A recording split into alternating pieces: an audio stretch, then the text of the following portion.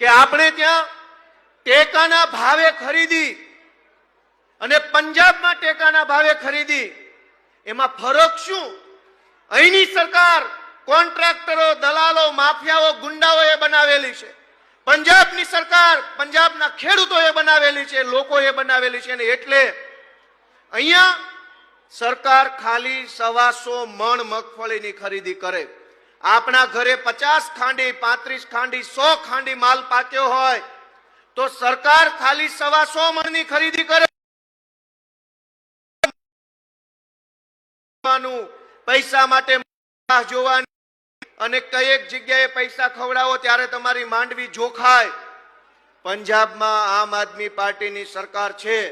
ખેડૂતના ખેતરમાં 100 ખાંડી પાકે કે 500 ખાંડી પાકે કે 200 ખાંડી પાકે, એક એક દાણો આ પંજાબના મુખ્યમંત્રી ભગવત માન ખરીદી લે છે. એક પણ થેલી બહાર વેચવી પડતી નથી. 100% ખરીદી. જેટલું તમારા ખેતરમાં પાક્યું એ તમામ પાક 100% સરકાર ખરીદી લે છે અને ઘરે પહોંચે પહેલા પૈસા આપે છે. તમે મને કહો આમાં સારું કયું કહેવાય?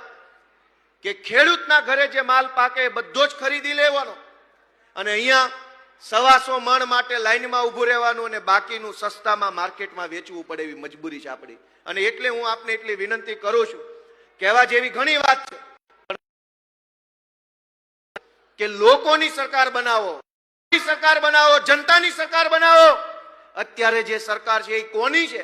4-5 ઉદ્યોગપતિઓની, 2-5 પવન ચક્કી વાળાની, 4-5 ખટારા વાળાની, 2-5 પેટ્રોલ પંપ વાળાની, 4-5 ખાણિયું વાળાની, 2-5 કોન્ટ્રાક્ટરોની, 2-5 દલાલોની સરકાર અત્યારે ગાંધીનગરમાં હાલે છે.